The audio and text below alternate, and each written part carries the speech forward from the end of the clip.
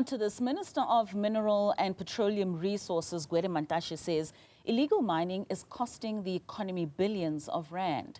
Mantashe was addressing the inquiry looking at the policy framework on artisanal mining. Joining us to take us through some of the issues that the inquiry is looking at is Sandra Makoasha, SAHRC Commissioner. A very good morning to you, Sandra, and thank you so much for your time. Maybe let's just talk about the recent critiques that have especially been highlighted around the SAHRC's failure to act decisively during crises such as Stilfontein. How do you perceive the Commission's current capacity and the mandate that you have in order to protect humans effectively in complex sectors such as artisanal as well as illegal mining? Good morning to your listeners, and I think it's important that we understand the mandate of the Commission, which is in terms of the Bill of Rights, which is a broad mandate, but we have a very limited budget. And of course, what happens is that we can't only just go into the ground. We have to gather evidence. We also have to go into internal processes to understand what is happening on the ground. We've noted the critique we received across the board regarding the slow pacedness in which we react to humanitarian crisis on the ground. But there are a number of factors. The Human Rights Commission has a staff complement of about 200 employees with a vast mandate with very limited financial resources. So again, and also we've also been struggling with the aspects of our powers. So we are working towards ensuring that we are more visible, especially around issues of business and human rights, which is a new focal area within the Commission to ensure that we hold businesses accountable, especially in the mining sector. We've seen gross violations in our State of Human Rights report last year. One of the critical aspects was in the private sector. Anglo Platinum, we received the number of the largest numbers of complaints regarding human rights violations from the mining sector. So we are working towards it. We are also calling upon, the portfolio committee as well as government in terms of increasing our budgets so that we can be more visible and do the work that needs to be done. And with the policy framework that is looking into artisanal mining, maybe just talk to us in terms of really what's important to take heed of while those discussions are taking place in order for us to be moving forward, especially in ensuring that human life is secured in instances such as illegal and artisanal mining? We need to understand that there is a conflation between artisanal mining and illegal mining. Illegal mining is done, of course, in terms of criminal activities, which the Commission does not condone. We are saying that the law needs to ensure that criminals are held accountable to protect not only those who have been, in terms of our investigations into Stilfontein, 37 children are found to be underground. So we understand that it's a huge syndicate. We're saying that the law needs to take its effect. Those who are working at the borders need to ensure that the borders are secure so that we don't have these issues. But again, the rehabilitation of mines and how mines have been rehabilitated is what is concerning. It is what we are worried about, that there is no urgency in the rehabilitation of mines and how it takes place, which also then becomes breeding grounds, not only for criminal syndicates, but as we've seen recently, the loss of lives. These we I call them coffins waiting to take lives because of how they are not adequately rehabilitated. Artisanal mining is a new sector in the mining sector. This is done to ensure that mining communities that have, lost the economy as a result of mining activities are able to do so on their own. They are provided support from the minerals, from small businesses. The Department of Small Business, they have also said to us that they're able to give them 15 million and resources and capacitate them. The minister also said he supports this, but also he's also said that they're working into amending the current legislation to ensure that artisanal mining is provided the necessary space and support from all government sectors. And it's interesting that you mentioned that distinction as well as the minister, because let's just quickly play a bite where he gives that distinction and most importantly what he highlights to be an incorrect framework. Let's take a listen. As the current minister, long-serving relatively, I became a minister in this department in 2018. So I've been a minister here since 2018.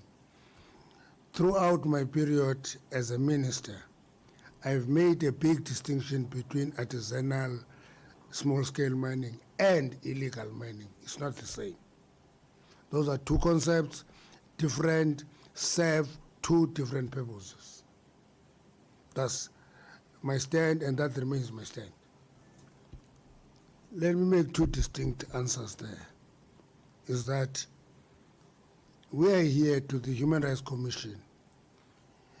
You are conducting an inquiry on artisanal and small-scale mining, but your emphasis is on illegal mining. Our starting point is that your framework is wrong. So, Sandra, the minister just outlining the difference between illegal mining, artisanal mining, and small-scale mining. And he says, with this inquiry of artisanal and small-scale mining, the emphasis is on illegal mining, therefore making this framework incorrect. And unfortunately, there's another engagement between the minister and our evidence leader, who then says, but we're not talking about illegal mining at this particular moment. We're talking about artisanal mining. And then we also spoke about the importance of ensuring that we hold large-scale mining companies accountable, because failure to adequately rehabilitate communities and mine-affected communities results in illegal mining. And we also spoke about it in terms of what happened in Stilfontein, that because of the failures of government mining companies to properly rehabilitate the Stilfontein community, they became victims of illegal mining, which resulted in a humanitarian crisis. The Commission always says that wherever human rights are violated, we will find ourselves there because of our mandate, because of our constitutional duty to do so. So in the context of artisanal mining, where regulation is key to protecting the communities as well as human rights, how does the SAHRC plan to influence or even just support policy reforms that formalize and regulate artisanal mining effectively? So last year, we've made our submission to the amendments to the Act in hopes that they will also look into that. This is in terms of our 2015-2016 reports that looked into artisanal mining, but also looked at the socioeconomic impacts of mining on mining-affected communities. So we're hoping that that is the first step. But we also then, in terms of our report, in terms of the recommendations we'll make around the inquiry, we will make those steps into what artisanal mining needs to look at. And I think that we're able to get clarity from organizations that worked on the ground in terms of the Stilfontein crisis, such as Lawyers for Human Rights, Makoa. But we've also then got responses from those in the mining sector, such as the Mineral Council, such as the minister himself, but also then we were able to have conversations with the Department of Small Business Development and how they will provide support to artisanal mining organizations. We also, because there has been this gap in terms of how do you become an artisanal miner? How do you, get into that gap? But we also then heard from the minister that they were able to issue out 21 licenses. We are going to be monitoring that to ensure that not only is artisanal mining done by communities, led by communities, for the benefit of communities, but we also ensure that SLPs are done in a way that benefits the communities to improve the economy, so that once large-scale mining companies leave their communities, we don't end up with one, coffins waiting to take the lives of those who are living in those areas, but also ghost towns, because once mining ends, then those towns die as a result of not a diversified economy. And lastly, Sandra, I mean, you're speaking of all the stakeholders that need to come around the table to have this discussion, and we know that communities affected by illegal mining often get ignored or sidelined. What strategies do you think needs to be employed in order to ensure meaningful community participation, to amplify the voices of those communities in making policies as well as enforcement?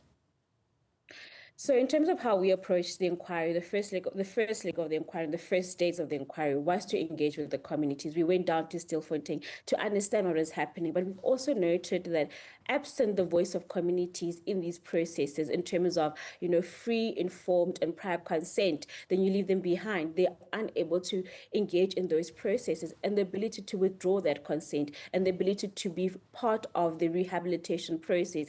And that helps because they're able to inform not only the mining companies, but then be part of that process and be supported through these processes. So we are quite excited, and we're hoping that they're able to be brought to the table by the respective departments. We've also then reached out to the Department of Small Business Development to be on roadshows with us so that they can share this information when we are speaking to mine-affected communities and how they can actually change and become owners of that process in terms of mining activities in their communities. Well, that's certainly a huge turnaround that needs to take place, particularly within the sector. Thank you so much for your time. That's Sandra Makoasha, who's an SAHRC Commissioner.